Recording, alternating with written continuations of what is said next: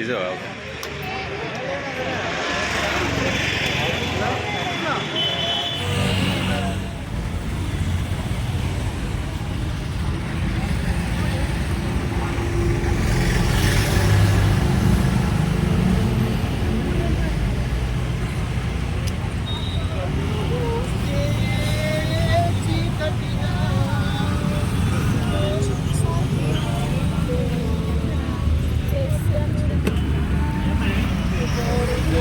Cent కొడిసారా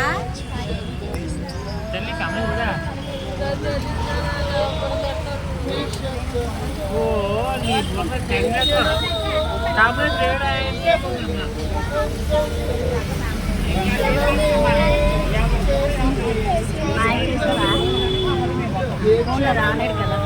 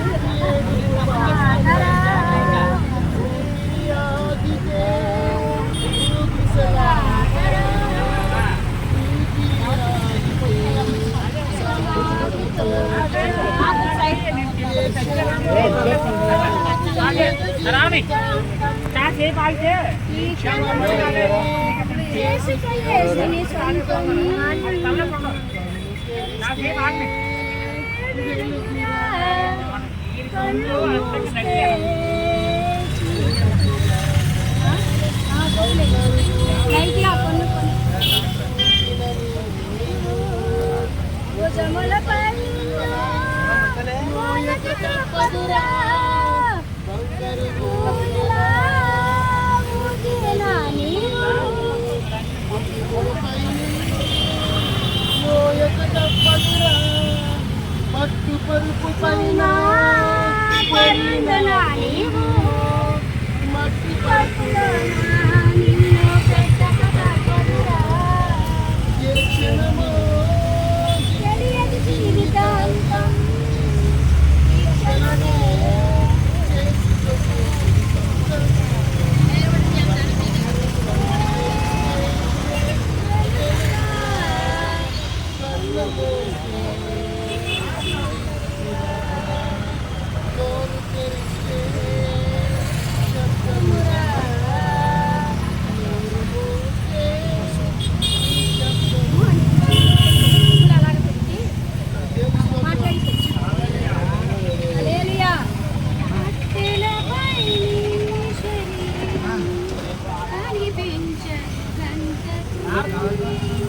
మట్టిలోన పెట్టిన నిన్నే గుర్తించను నీ తల్లి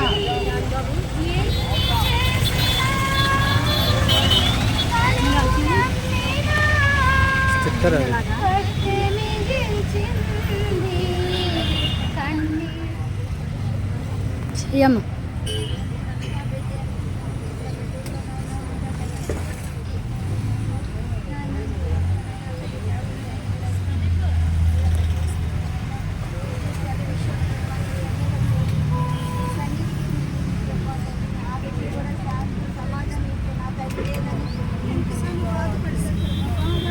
తీస్తావా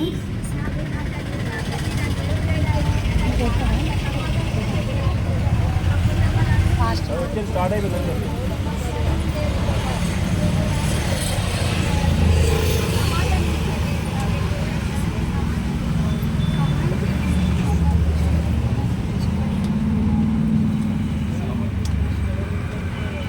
మరొకరు ప్రార్థించండి. రుద్రకుమారి ప్రార్థించండి. మహాపరిశుద్ధ ప్రేమ నమ్మకమైన ప్రియపర్లకు ఈ ఘనమైన అతి పరిశుద్ధమైన నామానికి లెక్కలను స్తోత్రాలు చెల్లిస్తుంటాను.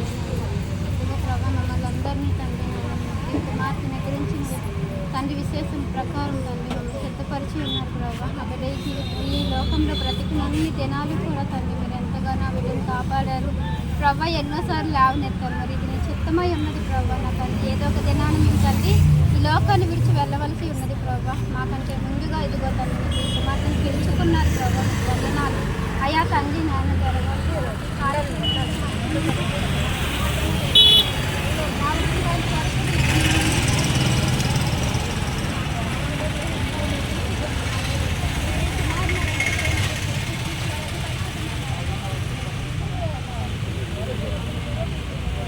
మీరు ప్రార్థన చేయండి అమ్మా.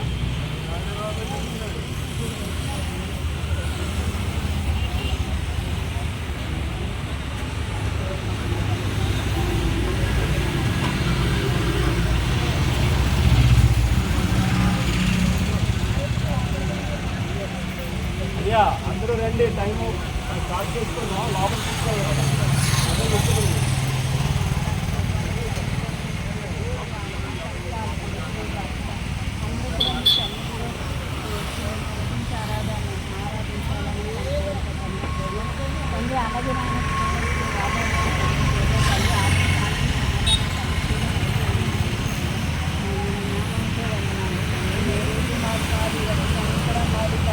అయినా ఈ లోకంలో ప్రయాస కొరకు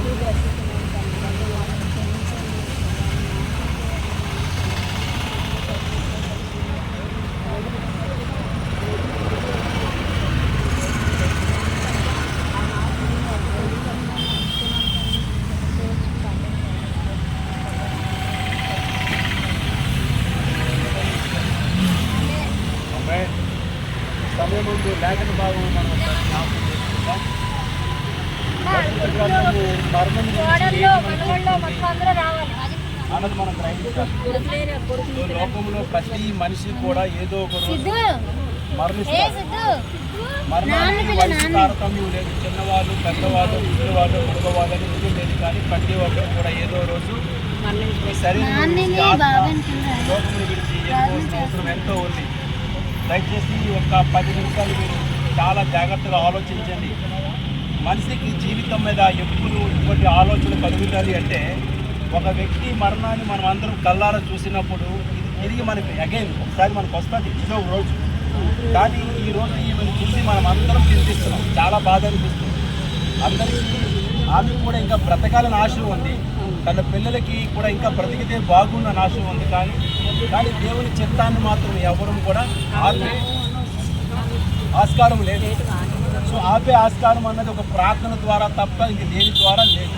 సో దేవుడు మనం ప్రార్థన చేసినా సరే ఆ మనిషిని ఆ టైం అయిపోయిందంటే ఖచ్చితంగా తన దగ్గరికి తీసుకెళ్ళిపోతాం. కనుక మనం దాన్ని ఆపే ఆస్కారం లేదు. ఎన్నో ప్రయత్నాలు చేస్తుంటాం, రకరకాల హాస్పిటల్ తిప్పుతుంటాము. కొంతమంది ఒక అన్యులైతే చేతబడి చేస్తుంటారు, భూములు కట్టించుకుంటారు. ఇటువంటి రకరకాల ఇంకో మనిషి బ్రతకడం కోసం ఆలోచన కలుగుతారు. కానీ ఆ ప్రతి మనిషి బ్రతకనందుకు ఆలోచన ఈ లోకంలో తిండి అన్ని తింటున్నాం, బాగానే బ్రతుకుతాం. కానీ పరిశుద్ధమైన దేవుడు మన కొరకు ఏర్పాటు చేయవలసిన ప్రత్యేకమైన ప్రదేశం ఏంటంటే పరలోక రాజ్యం. ఏంటమ్మా మన కోసం పరలోక రాజ్యం దేవుడు ఏర్పాటు చేస్తాడు. సో ఇక్కడ మనిషి బ్రతుకును చూసుకుంటే కిందకాడు 90 మాట్లాడుతాడు. ఒక మనిషి 70 లేక 80 సంవత్సరం, అధిక బలం ఉంటే 80 సంవత్సరములు, లేకపోతే 70. ఎప్పుడో 2000 సంవత్సరాల క్రితం రాయబడిన గ్రంథంలో మాట ఈరోజు వాస్తవానికి ప్రతి మనిషి 50 నుంచి 80 లోపు చనిపోతున్నారు. ఇది ఇప్పుడు రుజువు చేయబడుతుంది. పరిశుద్ధ గ్రంథము రుజువు చేయబడుతుంది. దీనిలో మనం తీయవలసిన కొట్టేసిన పని నిజంగా ఎవరైనా 100 సంవత్సరాలు బ్రతికేరు అంటే అది అదృష్టం మాత్రమే, దేవుడి కృప మాత్రమే అనుకోవాలి. ప్రియమైన వాళ్ళ కనుక ఏదో రోజు మనం విడిచిపెట్టవలసిన ఈ దేహాన్ని, దీనికోసం ఎన్నో లోకంలో ప్రయాసలమని ఎన్నో ఆశలు, ధనం సంపాదించుకొని ఒకరితో ఒకరు వైరం, గొడవలు, ఒకరికొకరు ఇష్టపడి ఉండదు, ప్రేమ లేదు. ఇందుకని క్రీస్తు మనందరినీ కూడా ఒక శరీరముగా తయారు చేసి క్రీస్తు ప్రేమను పంచమని చెప్పడం అనేది. ఈరోజు కూడా క్రైస్తవులుగా బ్రతుకుతున్న జీవిస్తున్న మనలో కూడా అటువంటి ప్రేమను రుజువు చేయనందుకు మనం ప్రయత్నం చేయట్లేదు. ఏం చేయాలి? మనం రుజువు చేయాలి. క్రీస్తు ఎలాగ ప్రేమించాడో, లోకమును ఎలాగ ప్రేమించాడో అన్నది మనం రుజువు చేసి ఆ ప్రేమను లోకములో అందరికీ పంచి వారిని దైవ మార్గం వైపు వాళ్ళ హృదయాన్ని మళ్లించి దేవుడు ఎవరో గ్రహించే శక్తిని, ఆలోచనలు అన్ని తెలిపాలి. కానీ ఈరోజు ప్రతి ఒక్కరు ఈర్ష్య, అసూయ, క్రోధము, మదమత్సరాలతో జీవిస్తూ ఎవరు స్వార్థంతో వారు బ్రతుకుతున్నారు. కానీ ఈ మరణం అన్నది మనిషికి భయాన్ని కలుగజేస్తుంది. ఏం కలుగజేస్తుంది? భయాన్ని కలుగజేస్తుంది ఖచ్చితంగా. ఎందుకంటే ఇప్పుడు కాళ్ళు చేతులు అన్నీ బాగానే ఉన్నాయి, సక్రమంగా నడుస్తున్నాం, బాగా తింటున్నాం, నిద్రపోతున్నాం, ఏసీలు వాడుతున్నాం, బైకులు వాడుతున్నాం, కార్లు వాడుతున్నాం. కానీ ఏదైనా ఒక చిన్న ఇన్సిడెంట్ జరిగింది అనుకుంటులోకి మార్గం వెతుక్కుంటాం మనం ఎక్కడికి వెళ్ళాలి అని. సో మరణానికి మాత్రం ఒక్కటే దారి, పరలోక రాజ్యం లేదా నరకం, రెండే దారి. సో ఇహలోకంలో బ్రతికేది 70-80 సంవత్సరాల కోసం. ఇవన్నీ మనకు అవసరమా అని పరిశుద్ధ గ్రంథం చెప్తుంది. కానీ ఇవి విడిచిపెట్టలేక మనం ఈ లోక సాంగత్యం చేస్తూ మన కుటుంబస్తుల మధ్య లోకంలోనే జీవిస్తున్నాము. కానీ పరిశుద్ధమైన దేవుడి మాటను మరిచి మనం ఉంటున్నాం. కనుక ఆ మాటను మర్చిపోకుండా ఉండడం కోసము అనుక్షణము పరిశుద్ధ గ్రంథం మనల్ని ఎందుకంటే ఆ కీర్తనకారుడు 1వ అధ్యాయంలో మాట్లాడుతుంది, ఆ దీవారాత్రములు అని ధ్యానించాలంట. అంటే ఎప్పుడైతే ఇది చదువుతామో, ఎప్పుడైతే వింటామో అవి మన జ్ఞాపకాలు ఉండిపోతాయి.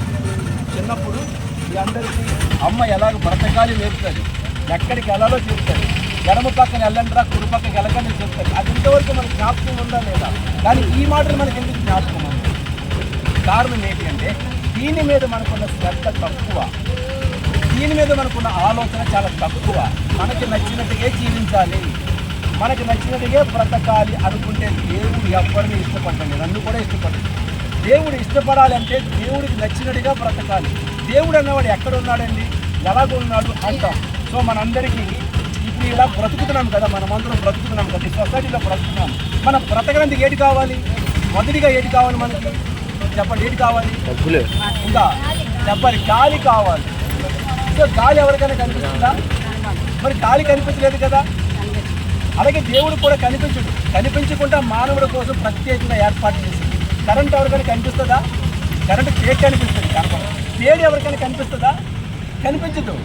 ఇవన్నీ దేవుని సృష్టిలో ఒక రహస్యం అన్నమాట. అలాగే దేవుడు కూడా ఒక రహస్యముగా ఆయన వెనకతల ఉండి మనల్ని అది దాగుని మన ద్వారా దేవుడు ప్రేమను బయలుపరచడానికి ఆయన సృష్టిని ప్రారంభించాడు. ఈ సృష్టిలో ప్రతి మానవుడు కూడా మరణించవలసిన అవసరం ఎంతో ఉంది, ఖచ్చితంగా ఉన్నది. ఎందుకంటే ఆదిలో అవ్వ ఆదాములు పాపం చేశారు, వారు పాప జీతమే మరణం. ఎప్పుడైతే మనిషి పాపము చేశాడో ఆ మనిషి ఖచ్చితంగా ఏదో రోజు మరణిస్తాడు. ఒకవేళ నేను పాపము చేయలేదు అనుకోండి, ఎవరైనా సరే తిరిగి వేసిన గోపులో లేస్తారు, చప్పట్లు కొట్టి దేవుడు నేను పాపము చేయలేదంటే చనిపోయి నేను లేకపోతే కూడా తెలుసా, యేసుక్రీస్తు 2వ రాకడ సమయం.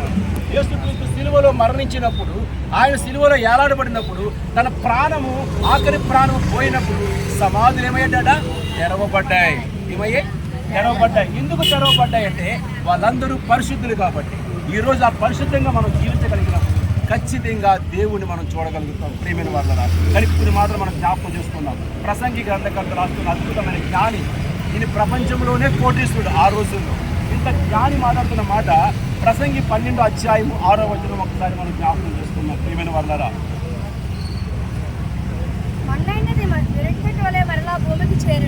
మన్నైనది ఎనుకటి వల్లే మరలా భూమికి చేరును. ఎక్కడికి వెళ్తుందట? ఆత్మ దాని దయచేసిన దేవుని యొద్దకే మరలా పోవును. ఆత్మ ఎక్కడికి వెళ్తుంది? మన్ను ఎక్కడికి వెళ్తుంది? ఇప్పుడు మన శరీరం మన్న. ఒకసారి మీ శరీరాన్ని గట్టిగా ఏమొస్తుంది? స్నానం చేసుకోమండి, రోజుకి 6 సార్లు స్నానం చేసుకోమండి, మట్టే వస్తుంది. ఎందుకు? ఇది మన్ను. ఇది ఎక్కడికి వెళ్ళాలి? ఆత్మ ఎక్కడికి వెళ్ళాలి? మరి దేవుని దగ్గరికి ఆత్మ వెళ్ళాలంటే మనం ఎలా బ్రతకాలి? ఆయన ఇష్టానుసారంగా బ్రతకాలి.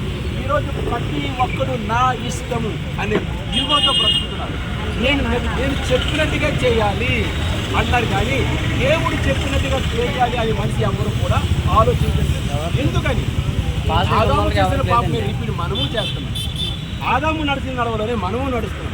దేవుడు చెప్పిన మాటను ఎవరు వ్యతిరేకిస్తారో వారందరూ కూడా కొన్ని భూలోకంలో కష్టాలు, శ్రమలు, బాధలు అనుభవించి తప్పదు.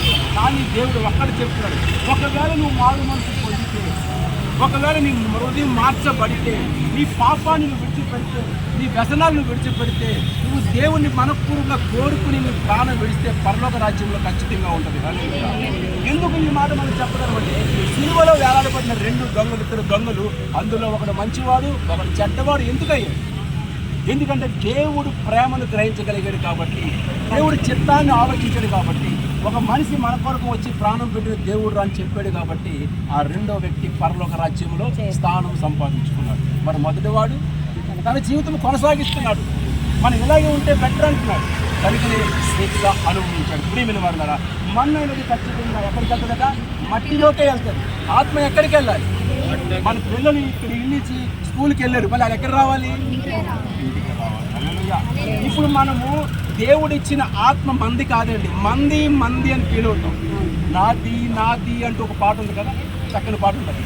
ఈ లోకంలో ఏది మంది కాదు, కానీ మందని ఫీల్ అవుతుందా అంటే ఇదంతా ఎవరితో సృష్టి అంతా దేవుడు. ఈ వీళ్ళంతో ఎంత అద్భుతంగా ఈ అపార్ట్మెంట్ కట్టాడు అతను. ఈ అపార్ట్మెంట్ ఎంతకాలం చూసుకుంటాడు, మీరు కాపలా కాస్తాడు? తన జీవం ఉన్నంత వరకు, తర్వాత దాన్ని ఎవడో అనుభవిస్తాడు. ఇలా ఈ లోకంలో ప్రతి ఒక్కడు కూడా ఇదే ఆశతో బ్రతికి లాస్ట్కి కుటుంబాల్లో విభేదాలు, భేదాలు, ప్రేమను కోల్పోయి జీవిస్తున్నారు. ప్రియమైన వల్ల ఆ ప్రేమను పంచుతూ మనం క్రైస్తవులుగా జీవిస్తూ క్రీస్తు ప్రేమను ప్రకటించే బాధ్యత భారం మనలో తెచ్చాడు. దాన్ని గట్టిగా పట్టుకొని ఉండండి. హల్లెలూయా. ఒంటి మీద ఉన్న వస్తువులు దాన్ని పట్టుకోవడం ఎక్కడ? మీ హృదయంలో దేవుని వాక్యాన్ని భద్రపరుచుకుంటే ప్రతి క్షణము ఒక క్రీస్తులాగా మనం బ్రతకగలుగుతాము, క్రీస్తు ప్రేమను చూపగలుగుతాము.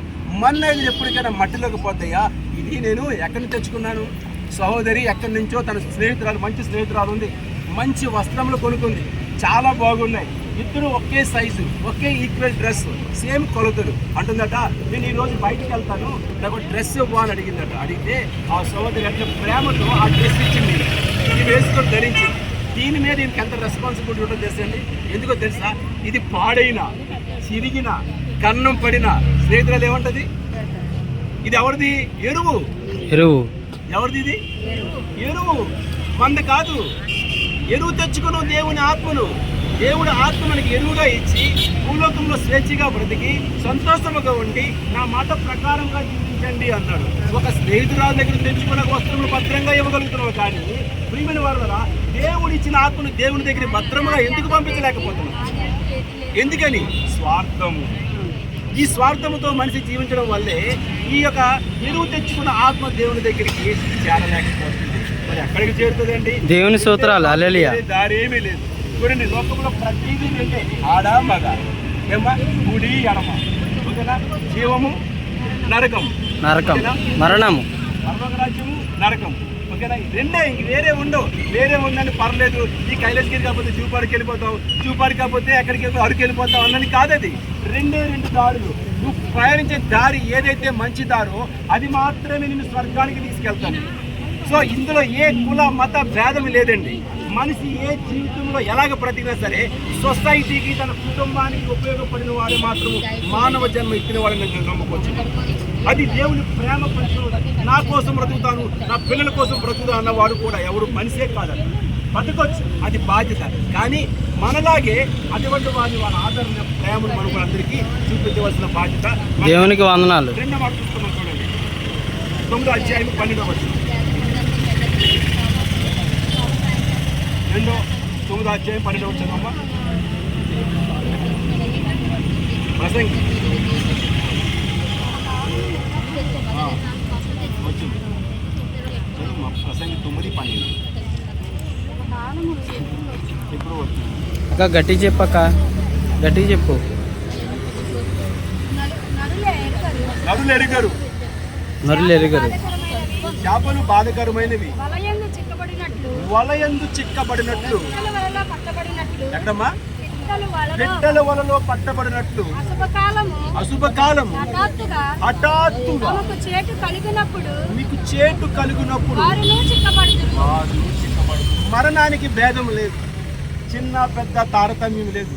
ఎప్పుడు వస్తుందో అనేది ఎవరికి తెలియదు. తెలుసా అండి? మన పెద్దలు ఇంటికి వచ్చినంత వరకు మనకి నమ్మకం లేదు, మనమే బయటికి వెళ్ళి ఇంటికి వచ్చినంత వరకు మనకి నమ్మకం లేదు. ఈ రోడ్డు అవతల దాడుతున్నాం. సో నిన్న నాకు జరిగిన ఇన్సిడెంట్ ఏంటంటే, ఈ రోడ్డు అవతల దాడుతున్నా ఒక బైక్ కూడా స్పీడ్గా వచ్చి గుద్దేపోయాడు. నేను సడన్గా బ్రేక్ వేస్తే బతికి బయటపడ్డాను. కారణం నాది కాదు, ఆయన బతికిన ఇంకా కావాలి. నేను కూడా బతికిసాను రా, బ్రేక్ వేసిన ఫీల్ అవుతాను అనుకున్నారా? కాదు, నేను ఇంకా దేవునికి కావాలి. ఈరోజు మనం పాపపు ఊపిలో బ్రతుకుతున్నా సరే ఇంకా జీవముతో ఉన్నాము అంటే కారణం ఏంటంటే మనము దేవునికి అవసరమై ఉన్నాం. ఎవరికట? మన నుంచి దేవునికి అవసరం దేవుడు మంచి పని చేయించాలని ఆశ కలిగి ఉన్నాడు. మన నుంచి ఎవరో తాగుబోతు మార్చబడాలని, మన నుంచి ఎవరో వ్యభిచారి మార్చబడాలని, మన నుంచి ఎవరో దొంగలు మార్చబడాలని, మన నుంచి ఇంకెవరో వివాదములు వారు మార్చబడాలని దేవుని ఆలోచన కలిగి ఉన్నాడు. కానీ అది మనకి ఎప్పుడైనా జ్ఞాపకం ఉంటుందా? ఉండదు. ఎందుకంటే ఈ లోకంలో ఉన్నాం. మనం ఎక్కడున్నామట?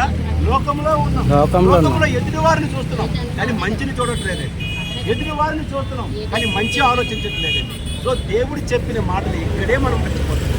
దేవుని దర్శనం 6వ అధ్యాయంలో ఇక్కడ చదవదు, ఇంటికి వెళ్ళి చదువుకోండి. దేవుని వాక్యం అట్ట ఎప్పుడు కూడా హృదయంలో ఉండాలి, హృదయంలో ఫలించాలి. మీకు ఒకటి చెప్పడా, ధనం ఎక్కడుండినో మనసు అక్కడే ఉండును. చెప్పండి. ఇప్పుడు మీ మెల్ల తాడు ఉంది, ఎవరైనా ఏమో మెల్ల వేసుకోలేదంటే గబుకుని చూసుకుంటారు. ఒక బంగారం వస్తువు ఉంది, గబుకుని చూసుకుంటారు. ఉంగరం లేదంటే గబుకుని చూసుకుంటారు. మన మనసు ఎక్కడుంది? బంగారం మీద, వస్తువుల మీద ఉంది. అలాగే మన మనసు ఆటల మీద కాదు ఉంచవలసింది, దేవుని మీద ఉంచాలి. హల్లెలూయా. ఏది శాశ్వతం కాదు కదా. శాశ్వతమా? నేను సంపాదించాను, బోళ్ళు బంగారం సంపాదించాను, ఇది నాది అని ఫీల్ అయ్యాను. ఒకరోజు నీది కాదని దేవుడు చెప్పాడు, కానీ చచ్చిపోలేదు. కానీ చిన్న టెస్టింగ్ అనమాట, చిన్న ఆప్షన్ ఇచ్చాడు. నువ్వు ఈసారి బాగుంటే బాగుండు, పోతే పోవాలి. అయిన తర్వాత కూడా నేను మరణానికి 2 సార్లు ప్రయత్నం చేశాను, చచ్చిపోతాను. దేవుడు నిన్ను చావలేడు. నువ్వు ఎంత స్వేచ్ఛగా బ్రతికావో అన్ని కష్టాలు పెట్టి నిన్ను నీ లాక్కొస్తాను చెప్పాడు. అలాగే దేవుడు లాక్కొచ్చాడు. ప్రియమైన వారు కదా, కనుక తేడా లేదు, తారతమ్యం లేదు, కులమతాలు లేదు. ప్రతి ఒక్కడు కూడా ఏదో రోజు మరణించాలి. ఇంకోటి, మరణంలో గొప్ప సత్యం చెప్పాలి. మరణించిన వారిని చూస్తున్నప్పుడు ఎవరైనా తీసుకెళ్తున్నప్పుడు ఈ షాపులో కూర్చున్న వారు లేచి నిల్చుంటారు. ఎందుకని? కారణం ఏంటి? మరణించిన వారు ఎవరితో సమానం? కూర్చొని చెమటొప్పుకొని దూరంగా ఉండి స్నానాలు చేసి ఇన్ని భేదాలు కలిగి ఉన్నాము, అంతేనా? కానీ దేవునితో సమానం అంటాం. కానీ మరణించిన వాడిని చూసి మళ్ళీ ఎందుకు క్రియ చేస్తున్నాం? అవును కదా. చాలా మంది అన్ని దండాలు పెడతారండి. వాళ్ళ దగ్గరికి వెళ్ళి కాదని దండం పెట్టి నమస్కారం పెట్టి వస్తుంది తల్లి. ఇది తక్కువ కాలం మా దగ్గరికి వచ్చింది, కానీ ఎక్కువ ప్రేమను పొందుకున్నాను. ఆమె ఈరోజు మేము మర్చిపోలేకపోతున్నాం. అనుదినము రాత్రి 12-1 గంటలు కూడా ప్రార్థన చేస్తున్నాం. కానీ దేవుని చిత్తానికి అప్పచెప్పి మేమైతే ప్రార్థన చేయగలం, కానీ బ్రతికించడం మన వల్ల కాదమ్మా. ప్రార్థన చేయగలం. అయ్యా ఈ బడ్డీ నీకు సాక్షిగా బ్రతకాలి. ఏమో ఈమె దేవుడికి కావాలేమో, అంతే కదా. దేవునికి కావాలేమో. మనం ఒక ఫోటో మీద కొన్ని పువ్వులు పెడతాం. ఆ పువ్వులు పెట్టిన తర్వాత కొన్ని రాలిపోతాయి, కొన్ని మిగిలిపోతాయి. కొన్ని మిగిలిపోయిన దేవునికి కావాలా, రాలిపోయినవి అవసరం లేదు. ఈ మనిషి ఇప్పుడు ఎవరి దగ్గరికి వెళ్ళింది? అది ఈ చెడుల లోకముని విడిచిపెట్టి దేవుని దగ్గరికి వెళ్ళిపోయింది. దేవుడు కోరుకున్నాడు ఈ పువ్వుని. హల్లెలూయా. ఇంకో మాట చూసుకొని చూడండి, కీర్తన గ్రంథము 89వ అధ్యాయము 48వ వచనం. మరణము చూడక బ్రతుకు నరుడు ఎవరు? పాతాళం యొక్క వశము కాకుండా. ఇది ఛాలెంజ్. కీర్తనకారుడు మాట్లాడుతున్న ఎవడు ఈ మరణాన్ని తప్పించుకోగలవాడు? ఎవడు పాతాళంకి వెళ్ళకుండా తప్పించుకోగలడు? ఎవడు? ఉన్నాం మనమే. దేవుడు శక్తిని మనకి ఇచ్చాడండి. తప్పించుకోలేమో పాతాళాన్ని? మీరు చెప్పండి, తప్పించుకోలేమో? ఎవరైనా హ్యాపీగా తప్పించుకోవచ్చు. ఎప్పుడు తప్పించుకోగలం? ఈ పాతాళ లోకము నుంచి ఎప్పుడు తప్పించుకోగలం చెప్పండి? 6:47 లోక సువార్త అంటే, ఎవరైతే దేవుని మాట వింటారో వారు ధన్యులు, వారు ప్రతి సమస్య నుంచి విడుదల పొందుతారు, మరణం నుంచి వారు తప్పించుకుంటారు. ఖచ్చితంగా దేవుడు మాట విన్నవాడే మరణానికి తప్పించుకొని, పాతాలను తప్పించుకొని సమర్థుడు. మరణాన్ని అయితే ఎవరు ఆపరు, దేవుడు నిర్ణయించింది. ఎవరైనా ఒకరు పెన్నములు చచ్చిపోతారు, ఒకరు కొద్దిగా ఎదిగిన చచ్చిపోతారు, మరొకరు కొద్దిగా లేత వయసు చచ్చిపోతారు, మరొకరు ముసలింత చచ్చిపోతారు. ఇంకా కొంచెం చూద్దాం 120 సంవత్సరాలు ఇంకా బతికిసావా అంటాము. ఏమంటా? ఇంకా బతికిసావా? మా వెనకలు అందరూ పోయారు కానీ నువ్వు మాత్రం బాగా ఉన్నావు అంటావు. దేవుడు ఇచ్చాడు ఆయుష్, ఆరోగ్యము. ప్రియమైన వారా, చూసుకుందాము. ఈ కనుక ప్రతి ఒక్కరూ ఆలోచించుకోండి. ఈరోజు ఈ ఆలోచన మనకి ఈ భయాన్ని పుట్టించాలి మనకి. అందుకే సొలొమోను మహారాజు అన్నాడు, మరణం గురించి ఎవరు యోచన చేయరట, ఎవరు ఆలోచించరట. ఒకవేళ మరణం గురించి ఎవరైనా ఆలోచన చేస్తే పాపము చెందికి ఎవడు ఇష్టపడ్డట. హల్లెలూయా. మరణం గురించి ఎవరైనా ఆలోచన చేస్తే దొంగతనం చెందికి ఇష్టపడ్డట. మరణం గురించి ఎవరైనా ఆలోచన చేస్తే ఏదన్నా హత్యలు చెందికి ఇష్టపడ్డట. కనుక ఈ ఘోరమైన మరణం కాదు, అమ్మ మంచి మరణం అండి, మంచి మరణం. ఒక మాట రాయబడింది మంచి మరణం గురించి చూడండి. ప్రసంగి 6:7 రాయబడింది. మాట్లాడమ్మా, ఈమెది మంచి మరణం.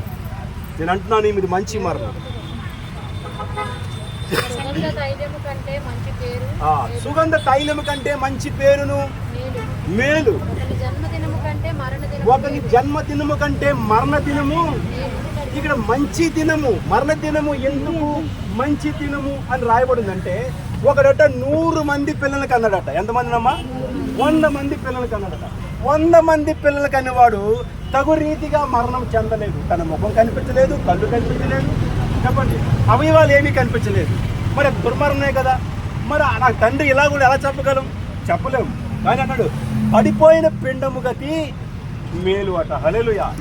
100 మంది పిల్లలు కన్నవాడు సుఖరీతిలో లేకపోతే అందరి మధ్య తరగపోతే వాడి గతి కంటే పడిపోయిన పిండము గతి మేలు.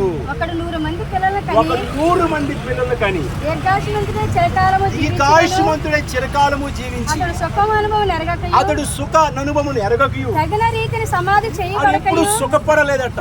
నుండిని ఎడల వాని గతి కంటే పడిపోయిన మరణించింది. ఈమె దైవదాసుల మధ్య మరణించింది. ప్రతి ఒక్కరు ఎవరు ఎరిగిన వారందరూ వచ్చారు.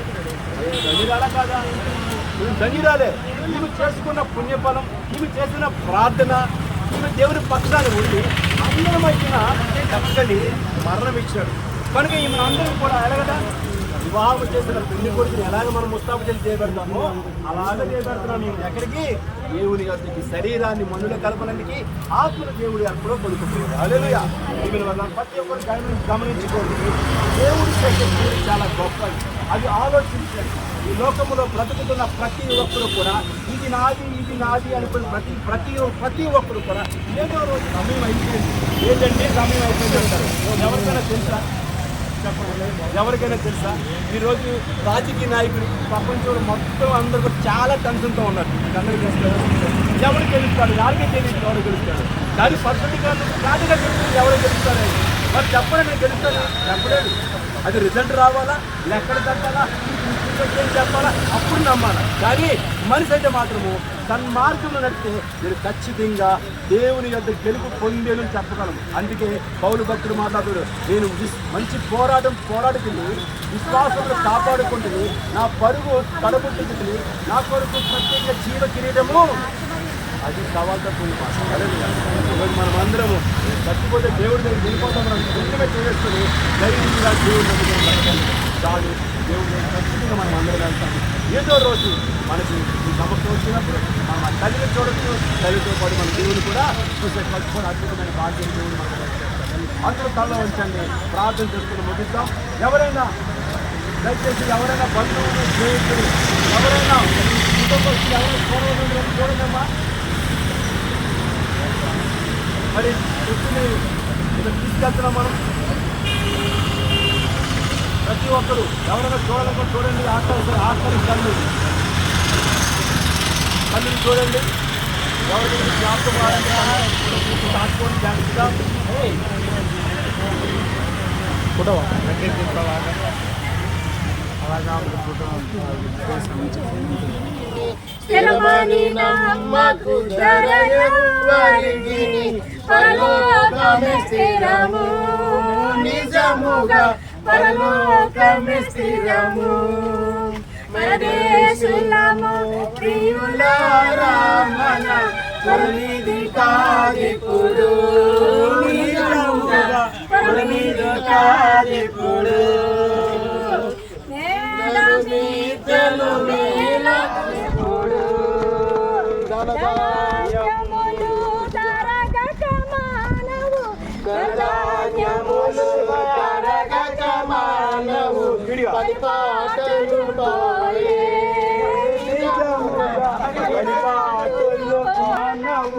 ధనధాన్యములు తరగక మానవు, పరలోటులు పోనే నిజముగా పరిపాటులు.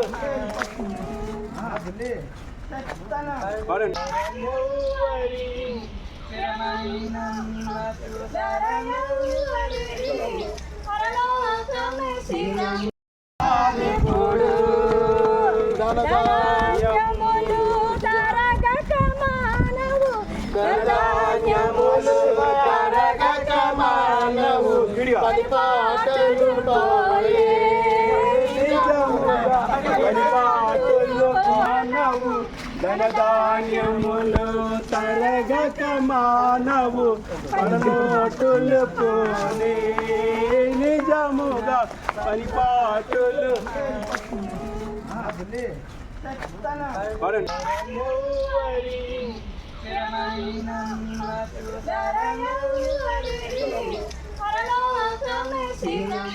ఇలా పెట్టండి.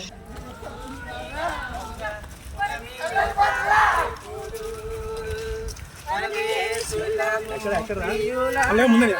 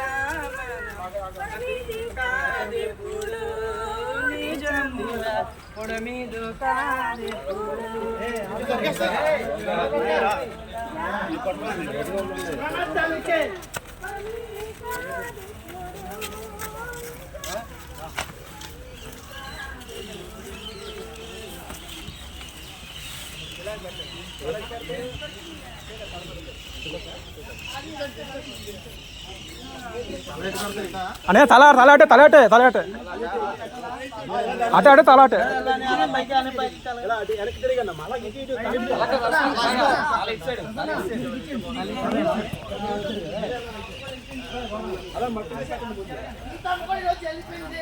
రాజా వచ్చాను రాజా కానీ స్వామి కానీ దేవుడు వాత్సల్యం కలవాడు.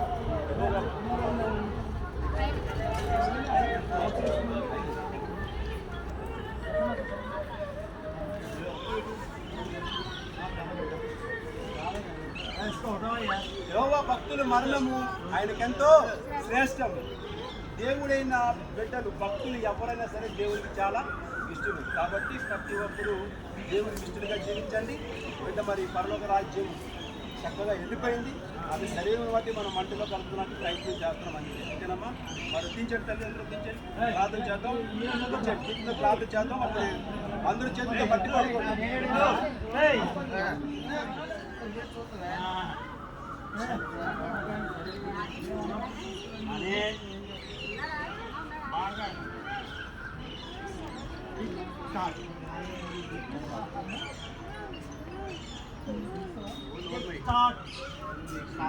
మేకలేసి అన్న మేకలు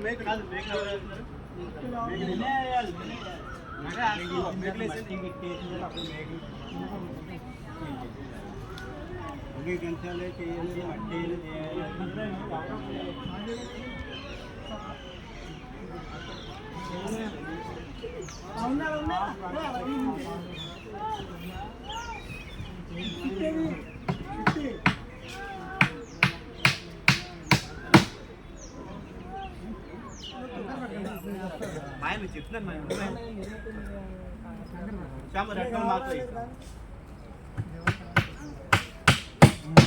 ओके इधर उधर चार डालो बस गाड़ी बस हो गया था उधर एक तीन हो गया ना अभी छह बाकी इधर एक उधर एक और में మాయా అక్కడ లేపెట్టుకుని పెట్టుకుని లాంగ్వేజ్ మాట్లాడదు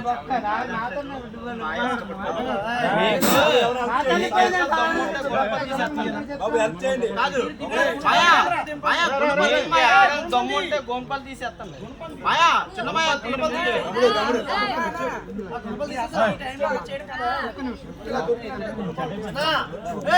సరే గుణపాలు తీయండి.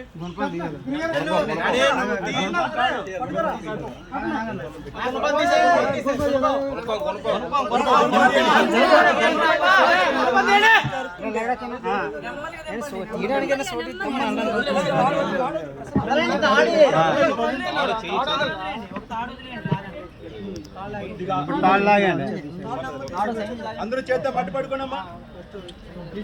ఏకండి ఏకండి ఎవరు ఏకండి అమ్మా, కొద్ది మట్టి పట్టుకోండి అందరూ అండి. తండ్రి ప్రభు నాయన తండ్రి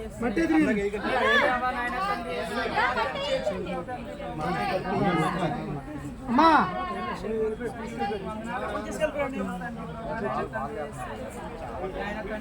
అంతయు నాయన తండ్రి ప్రభు నాయన తండ్రి ఘనంగా జరిగించాలి. మీకు వందనాలు స్తోత్రం తండ్రి ప్రభు నాయన తండ్రి దేశమైన తండ్రి ప్రభు రాజ్యం బిడ్డం దేవాలైన తండ్రి సమస్తం దేవాలైన తండ్రి బిడ్డకి సంపూర్తి భాగ్యం దయచేయండి దేవాలైన తండ్రి దయచేయండి దేవాలైన తండ్రి శ్రీకృష్ణ ఉంచండి ఇచ్చిన ప్రతి ప్రార్థన చేద్దాం. మా పరిస్థితులు మన్నైనట్టు మళ్ళీ తిరిగి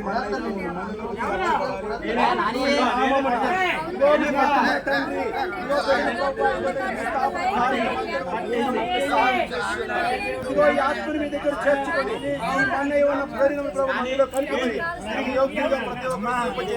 కుటుంబానికి ఆదరణ దయచేయమని, ప్రేమను దయచేయమని, సమస్తము జరిగించమని తండ్రి. యేసు రక్తమే, యేసు రక్తమే, యేసు రక్తమే.